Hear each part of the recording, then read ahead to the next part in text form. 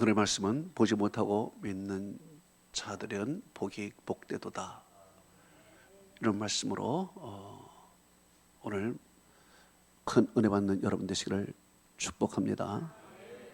미국의 제43대 대통령 조지 W 부시 대통령이 어느 시골 마을을 방문하게 됐습니다. 그런데 그 시골 학교에 아주 맹랑한 여학생이 하나 있었습니다. 그 여학생이 대통령에게 물었습니다. 아저씨가 대통령이 맞아요? 그래, 내가 대통령이야.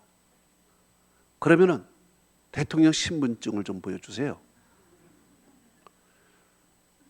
그런데 대통령 신분증이라는 것이 어디 있습니까? 그래서 좀 당황하다가 지갑에서 운전면허증을 꺼내서 보여주었습니다. 왜냐하면 미국은 운전면허증이면 모든 신분증으로 보여지기 때문에 그렇습니다. 이 운전면허증을 받아본 그 맹랑한 여학생이 운전면허증을 자세히 훑어보더니, 아저씨, 여기에 대통령이라는 말은 한마디도 없잖아요 라고 이야기를 했습니다. 대통령은 참 당황했습니다. 그러면서 얼버무려서 하는 말이, 얘야, 그래도 내가 대통령이야 라고 이야기를 했습니다. 이제 시간이 지나고 대통령은 교실 밖으로 나갔습니다. 그리고 아이가 운동장을 쳐다보았습니다. 그런데 운동장에는 대통령을 경호하기 위해서 수많은 사람들이 있었고, 그리고 수많은 자동차들이 절벽에 있었고, 하늘에는 헬리콥터가 뜨고, 그리고 대통령이 경호를 받으면서 그 리무진에 딱 타는 순간 그 창밖을 보고 있던 아이가 이렇게 이야기를 했습니다. 야, 진짜네?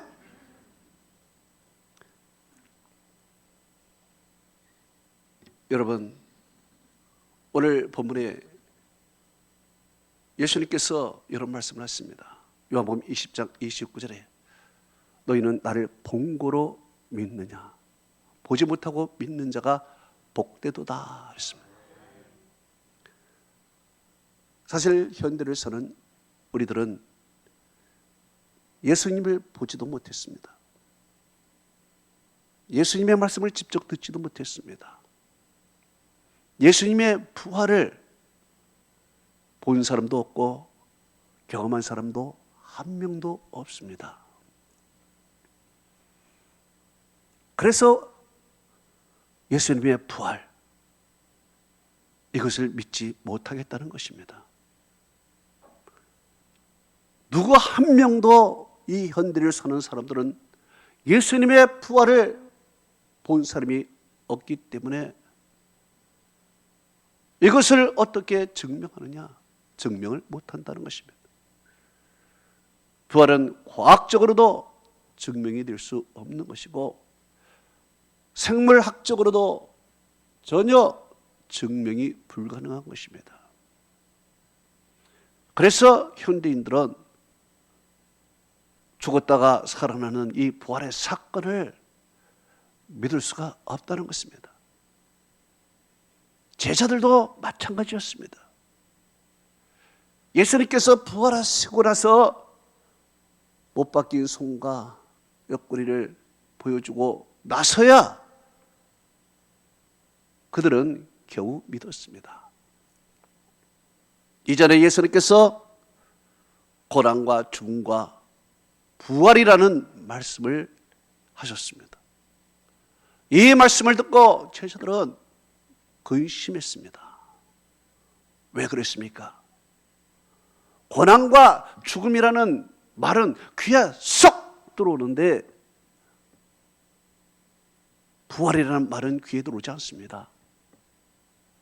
고난과 죽음은 현실적입니다. 이것은 지금 우리에게 피부에 와닿는 누구나 경험하는 현실적인 문제입니다. 그러나 부활이라는 말은 이것은 현실적이지도 않고 다만 종교적인 용어로만 생각을 했던 것입니다. 그래서 제자들도 믿을 수 없었습니다. 예수님께서는 이 부활하면 너희를 천국으로 인도하겠다고 했는데 제자들은 천국도 믿지 않았습니다. 왜 그래요? 부활을 믿지 못하는데 어떻게 천국을 믿겠습니까? 이걸 믿지 못하는 것입니다. 여러분, 현대인들을 보십시오. 천국을 믿습니까?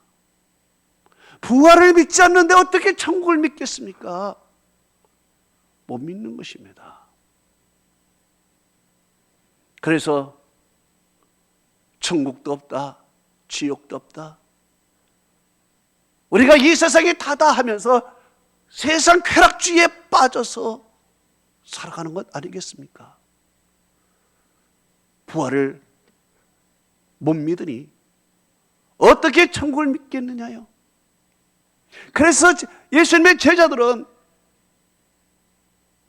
근심에 쌓여 있었습니다. 왜? 이 세상에서 화려하게 살아가야 하는데 예수님이 고난과 죽음을 당한다고 하니 그러면 우리는 뭐가 되랴? 그러면서 그들은 절망하며 근심하고 있었던 것입니다. 이런 그들에게 예수님께서 한편의 설교에 말씀하셨습니다. 그것이 바로 요한복음 14장 1절에서 4절의 말씀입니다. 너희는 마음에 근심하지 말라. 하나님을 믿으니 나를 믿으라. 그렇지 않으면 너에게 일렀으리라. 내가 너희를 위하여 거처를 예배로 가노니 너희를 위하여 거처를 예배하면 내가 너희에게 다시 와서 너희를 내게로 영접하여 나 있는 곳에 너희도 있게 하리라. 내가 어디로 가든지 너희가 아느니라. 그랬습니다. 이 말을 듣고 제자 중 하나 도마가 이런 말을 합니다. 요한복음 15장 14장 5절에 말합니다. 주여 주께서 어디로 가시는지 알지 못하거늘 그 길을 어떻게 알겠습니까? 라고 이야기합니다. 이것은 무슨 말입니까? 부활도 믿지 못하겠다는 것입니다. 천국도 믿지 못하겠다는 것입니다. 어떻게 우리가 주님이 죽으면은 우리가 주님이 어디로 가든지 우리가 어떻게 알겠습니까? 주님께서 천국 가는지 지옥 가는지 사후의 세계를 우리가 어떻게 알겠습니까? 알지 못하는데 그 말씀이 무슨 말씀이십니까? 라고 이야기를 하는 것입니다. 여러분, 사람들은 죽음 후에 사후의 세계에 대해서 잘 모릅니다. 관심도 없는 것입니다. 죽으면 그만이지. 이 세상에 살 때 그냥 잘 먹고 잘 살고 그러면 되는 거지. 당신 죽어봤어? 천국 가봤어? 지옥 가봤어? 사람들은 사후의 세계에 대해서 모르기도 하고 관심도 없는 것입니다.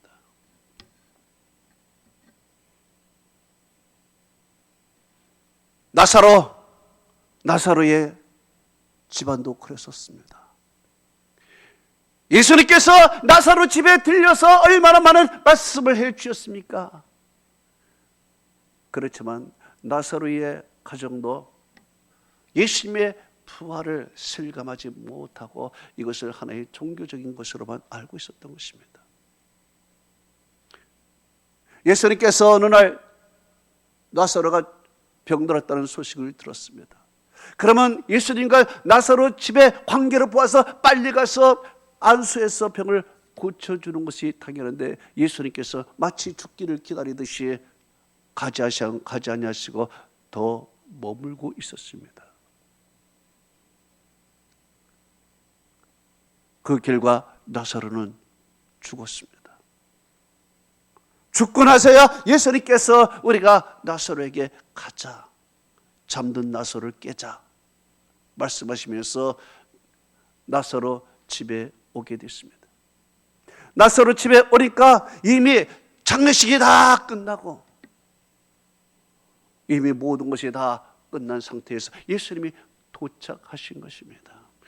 예수님을 보자 마르다가 이야기했습니다. 주께서 여기 계셨더라면 내 오라비가 죽지 아니하였겠나이다 라고 이야기를 합니다. 그때 예수님께서 중요한 말씀을 하십니다. 요한복음 11장 23절에 내 오라비가 다시 살리라. 이 말을 듣고 마르다는 24절에 얘기합니다. 예, 마지막 날에 부활의 날에 다시 살 줄을 내가 아나이다 그랬습니다. 이 말을 자세히 보면은 마르다는요, 부활을 하나의 종교적인 교리 정도만 알고 있었다는 것입니다. 그래서 그가 내가 믿나이다 라고 한 것이 아니라 내가 아나이다 라고 얘기한 것입니다. 믿나이다 라고 얘기를 해야지 왜 아나이다 라고 얘기를 합니까? 부활은 믿는 것이지 아는 것이 아닙니다.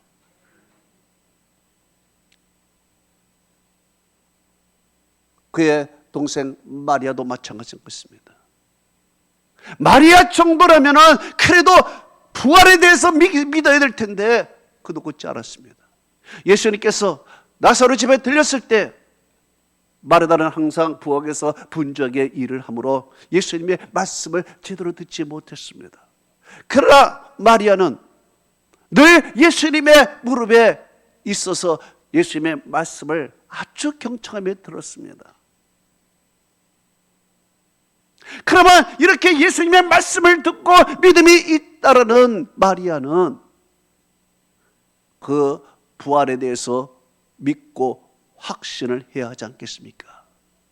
그런데 마리아조차도 이 부활을 하나의 녹음화, 하나의 교리로 생각을 했지 이것이 오늘 이루어질 것이라 생각하지 않고 또 만약에 부활이 일어난다면 그저 먼 미래의 어느 날 일어날 일이지 현재 이것은 일어날 일이 아니라라고 생각을 했던 것입니다. 그래서 예수님께서는 이 믿지 않는 그 가정에 대해서 이렇게 말씀하셨습니다. 요한복음 11장 25절에서 26절에 나는 부활이요 생명이니 무릇 나를 믿는 자는 영원히 죽지 아니하리라. 무릇 살아서 믿는 자는 영원히 죽지 않는다 그랬습니다. 할렐루야. 나는 부활이요 생명이다. 나를 믿는 자는 죽어도 살겠고 무릇 살아서 믿는 자는 영원히 죽지 않냐니 이것을 내가 믿느냐 말씀하셨습니다. 이것을 내가 믿느냐 말이에요. 이 말이 무슨 말입니까? 부활은 먼 미래적인 이야기가 아니라 바로 오늘 일어날 현실적인 이야기라는 것입니다. 부활은 하나의 종교적인 교리가 아니라 오늘의 사건이라는 것입니다. 예수님께서 이 말을 하니까 사람들이 그냥 눈만 껌뻑껌뻑하고 그게 무슨 말이지? 저분 그냥 설교하시나 보다 라고 이야기를 할 때 예수님께서 말씀을 하십니다. 요한복음 11장 39절에 돌을 옮겨 놓아라 그래. 무덤에 돌을 옮겨 놓아라 그러는 것입니다. 그러니까 마르다가 깜짝 놀라가지고 주여 죽은 지가 이미 나흘임에 벌써 냄새가 나나이다 그래서 그랬더니 예수님께서 마르다를 똑바로 쳐다보시면서 말씀을 하십니다. 요한복음 11장 40절에 내가 믿으면 하나님의 영광을 보지 않겠느냐. 왜 믿지 않느냐? 내가 믿으면 하나님의 영광을 보리라고 하지 않았느냐? 내가 얼마나 많이 얘기했느냐? 보리라고 하지 않았느냐? 내가 믿으면은 하나님의 영광을 보리라고 내가 수십 번 이야기했는데 오늘 왜 이 시간 너는 믿지 않고 불신적인 얘기하고 벌써 냄새가 나나이다. 죽은 지 나흘이니까 주님은 불가능합니다. 할 수 없습니다. 라고 너는 어찌하여 그렇게 얘기를 하느냐. 예수님께서 책망하듯이 나를 너희가 왜 믿음이 없어서 그런 얘기를 하느냐고 이야기를 합니다. 그리고 나서 예수님께서는 돌을 옮기라는 것입니다. 그러나 돌을 옮겨버렸어요. 돌을 옮기고 나서 예수님께서 이제 기도를 했습니다. 요한복음 11장 41절에 항상 내 말을 들으시는 것을 내가 알았사옵나이다. 그러나 이 말씀을 하옵는 것은 이 둘러선 사람들을 위함이니 아버지께서 나를 보내신 것을 그들로 알게 하려 함이니이다. 이렇게 기도를 하시고 예수님께서 큰 소리로 요한복음 11장 43절에 말합니다. 나사로야 나오라. 큰 소리를 하면 여러분도 큰 소리로 아멘 좀 하시오. 나사로야 나오라. 그러니까요, 예수님께서 나사로야 나오라니까 어떤 일이 일어났습니까? 요한복음 11장 43절에 44절에 성경은 이렇게 말합니다. 죽은 자가 배로 독인 채로 나오고 그의 얼굴은 수건에 쌓였더라. 예수께서 이르시되 풀어 놓아 다니게 하라. 죽은 나사로가 믿지 않는 사람들 앞에서 뚜벅뚜벅 미라가 된 상태에서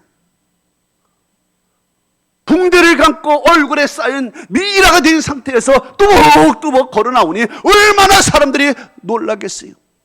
예수님께서 다 뱃옷을 풀어서 다니게 하라. 할렐루야. 놀라운 역사가 일어났습니다. 어찌 이런 일이 일어납니까? 어찌 이런 일이 일어나요? 어찌 이런 일이 일어나요? 사람들이 깜짝 놀란 것입니다. 그리고 나서 이제 믿기 시작한 것입니다. 이야, 이 부활이 진짜네? 정말 이런 일이 생기네? 깜짝 놀란 것입니다. 그 전에는 알지 못했어요. 믿지 못했어요. 그렇게 말씀을 많이 듣던 마리아조차도 믿지를 못한 것입니다. 그렇게 주님을 사랑하고 늘 주님에게 대접을 했던 마르다조차도 보기 전에는 믿지를 못한 것입니다. 그래서 예수님께서 말씀하신 것입니다. 너희는 나를 본 거로 믿느냐? 보지 못하고 믿는 자는 복되도다 그랬습니다. 여러분, 우리들은 어떻습니까? 우리들 이 세대를 사는 사람들은 예수님의 부활을 본 사람이 하나도 없습니다. 그러나 우리는 믿습니다. 여러분 믿습니까? 부활을 믿습니까? 그대로 될 줄로 믿습니다. 로마서 10장 9절에서 10절은 말합니다.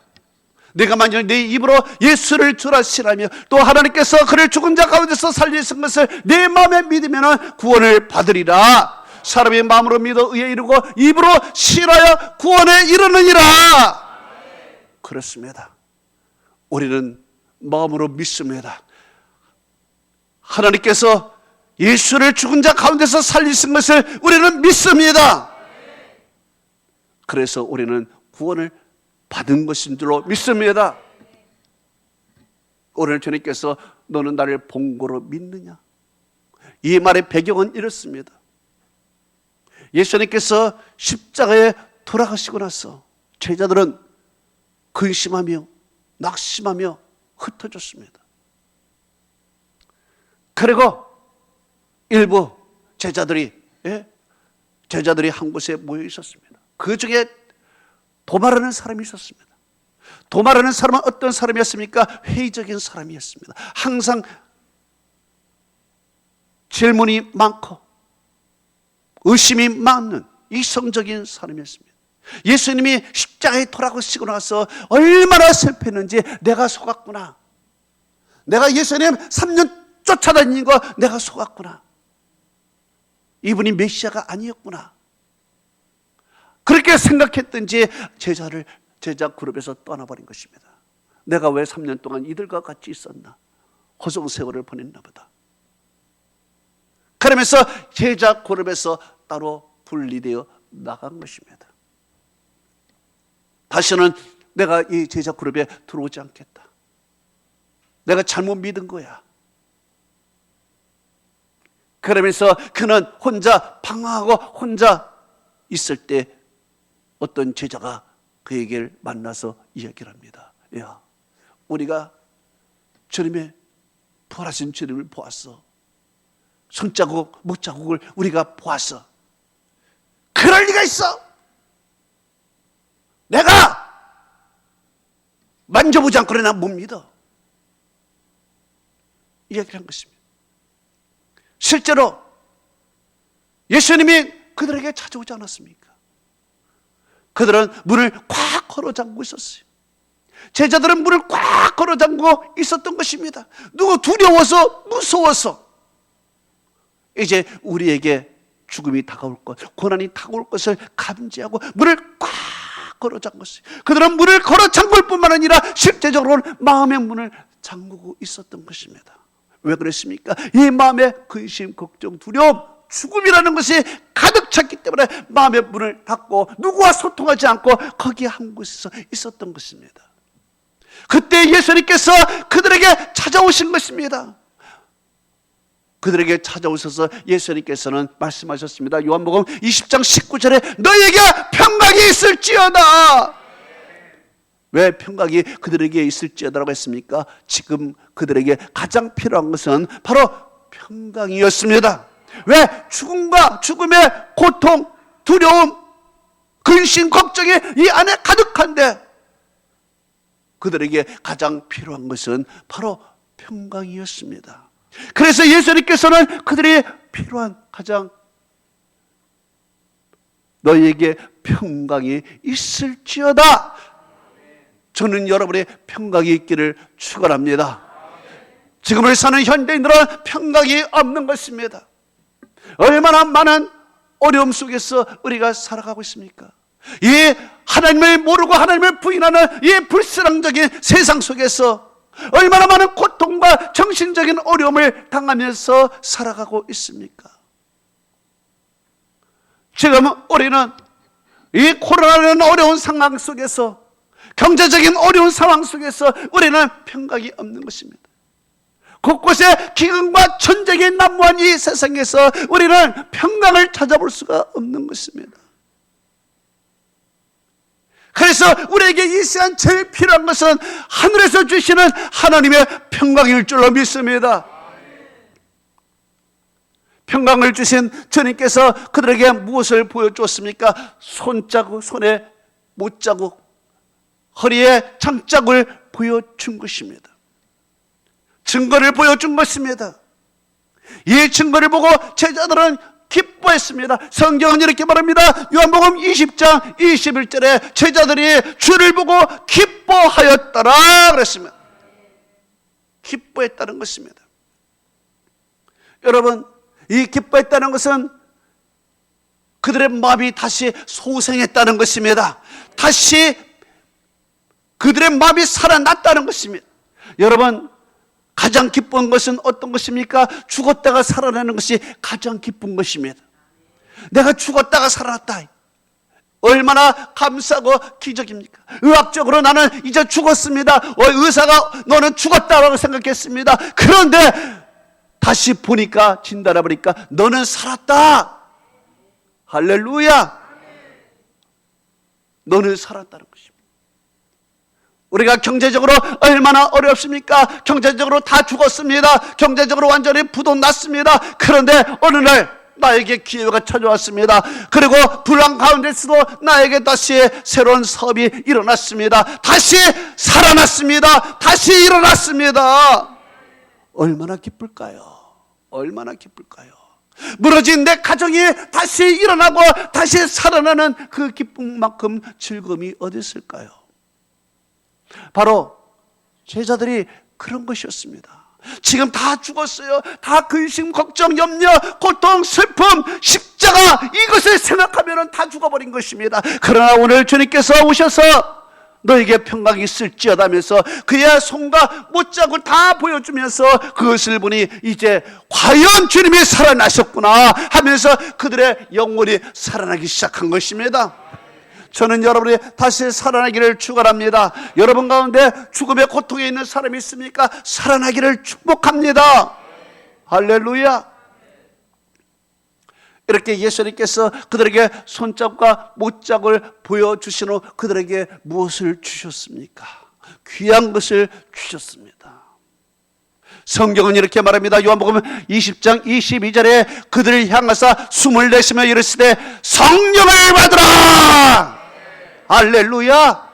성령을 받으라는 것입니다. 여러분, 성령은 살리는 영인 것입니다. 성령은 죽은 자를 다시 살아나게 하는 영인 것입니다. 예수 그리스도를 죽음에서 살리신 영이 성령이십니다.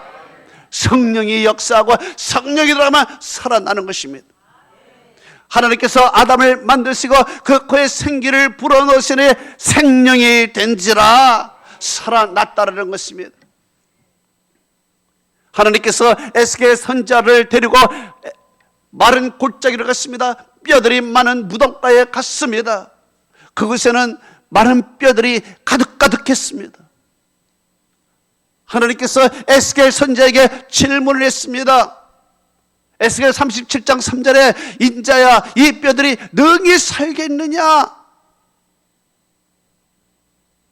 에스겔은 확신이 없었습니다. 이 마른 뼈들을 보고서 어떻게 이것이 살아날까? 확신이 없어서 그는 주 여호와여 주께서 아시나이다 라고 했습니다. 이것은 나는 확신이 없습니다. 나는 잘 모르겠습니다. 그러나 주님은 아시니까 나는 잘 모르겠습니다.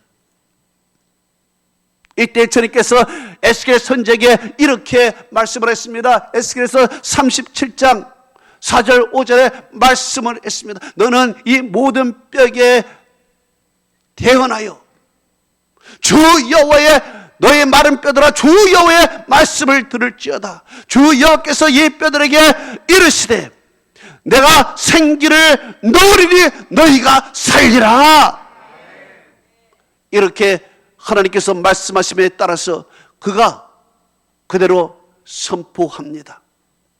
에스겔서 30장 9절에 선포합니다. 생기야 사방에서부터 와서 이 죽임을 당한 자들에게 들어가 살게 하라.